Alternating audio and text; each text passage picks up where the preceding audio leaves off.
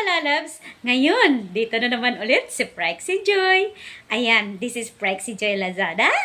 Bago tayong magsimula, don't forget to comment, share, and click the notification bell so that every uploaded my videos, you have updated. Alam mo mga lalab, ngayon ang ating matutunan is about nagkamali po akong magplano sa aking bahay. Ayan, sa mga OFW na hindi pa nakaplano sa kanilang bahay, ito ay para sa iyo. Para sa ganon, pag uwi mo sa Pilipinas, ay hindi ka masasayangan sa iyong plano sa iyong bahay. Alam mo mga lalab, sa totoo lang, ako talaga ay happy naman ako na nagkaroon ako ng bahay. Pero, ito po ay, nako, hindi pwede. Kasi, alam niyo mga lalab, sa totoong buhay, hindi naman masama yung malaking bahay. Ayan, malaking bahay, maraming maikutan, maraming party-party place o vacant space. Ganon siya, diba? So, ngayon, ang ating ibibigay payo sa ating mga kaibigan, mostly sa ibang bansa nagtatrabaho, walang problema kung may sarili kang business. Walang problema kung may sarili ka pagkikitaan. Walang problema kung ikaw ay may sariling kumpanya. Okay, kahit anong laki ng bahay mo, go ahead. Pero kung wala kang pagkikitaan sa Pinas, is a big down. Bakit? Sa laki ba naman ng tax ngayon sa Pilipinas, kahit sa lupa lang, malaki din ang iyong babayaran. Kaya ang sinasabi ko sa inyo mga lalab, ako'y nagkamaling magplano sa aking bahay. Noong mga kataunan na yun is COVID-19.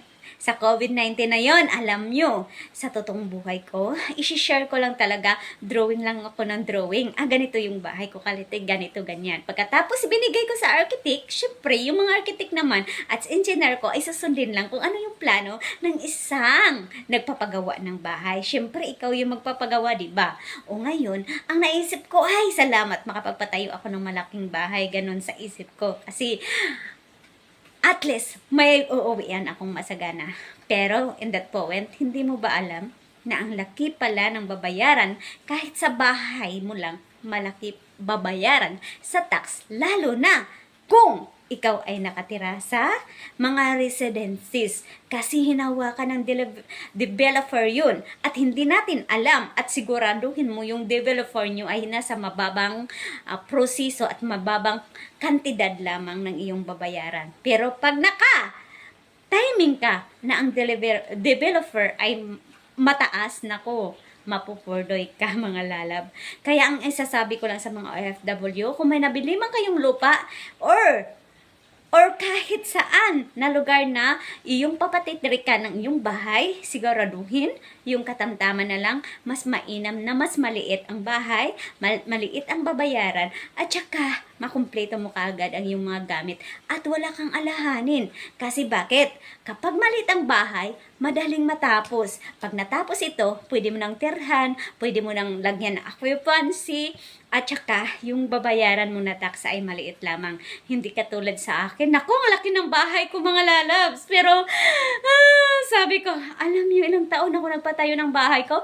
More than 3 years na hindi pa tapos ang bahay ko. Kasi nagkasabay yung college na anak ko na kolehiyo at saka sa bahay ko pa, paunti-unti kong ginagawa. Pero, nagpapasalamat pa rin ako sa Panginoon dahil kahit papaano, tuloy-tuloy pa rin ang aking paggawa ng bahay. Sabi ko sa sarili ko, I just enjoy myself. It's okay, I'm still alive. It's okay kung ano man ang ibibigay ni Lord, I'm be thankful. Kasi nga, dahil sa ibinigay niya nito at hindi ko alam kung anong plano niya sa pamamahay na ito. Pero pinapaalalahan ko lang sa lahat na kung ikaw ay magpapatayo ng bahay, siguraduhin mong maliit na lang. Kung hindi mo kaya pa, kung siguradong kaya mo, next na, isusunod mo na lang kung mayroon ka namang extra pera. Para sa ganon, hindi ka mas distress mga lalaw. Mamahal ng mga gamit ngayon, mamahal ng mga materialis. Kaya, ang pinapalanan ko lang, be sure kung magplano ka sa bahay mo, siguraduhin mong isang patak tapos kagad. Para sa ganon, uwi ka agad. Bili ka agad ng mga gamit At saka, may tirahan ka kaagad. Kaya yun ang maisasabi ko mga lalab. Kaya sa mga OFW, huwag masyadong mangarap ng malaking bahay. Okay lang kung mayroon kang kumpanya or may trabahong uwian o may pagkitaan ng pera. Pero huwag kalimutan, dapat may mga insurance kang benefits na pagdating ng araw ay mayroon kang insurance na matatanggap. Katulad ng benefits sa SSS, pag-ibig, o ano kayang nakakatulong sa'yo, pension balang araw. Kahit papaano, makakatulong sa'yo. Pero kahit ganun pa man ang nangyari sa buhay ko, na nagkamali ako magplano sa aking bahay, I'm thankful also.